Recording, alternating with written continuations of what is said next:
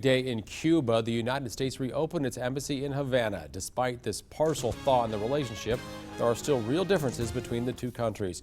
Cuba's government says the U.S. needs to lift the trade embargo that restricts tourism and business with the country.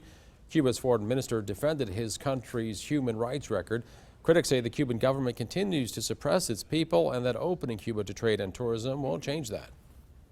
The notion that the Cuban people will be allowed freedom of speech and freedom of information now that President Obama has made concessions to the very government denying them these rights is complete fiction. Only Congress has the authority to lift the U.S. trade embargo. That appears unlikely in the near future. Republicans in Congress also vow to block whoever President Obama picks to be the next Cuban ambassador. Now, here's an example of how Cuba is behind the United States in technology.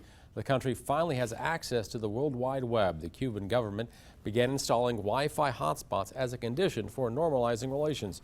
There are 5 in Havana and 35 on the island overall. World War II came to an end 70 years ago today. Japanese Prime Minister Shinzo Abe marked the occasion in a nationally televised address. He reiterated Japan's remorse for the country's part in the war, but also noted there's a limit to how many times Japan can apologize. That's because 80% of the country's population was born after the war. The Prime Minister says Japan must be resolved never to use force to settle international disputes again.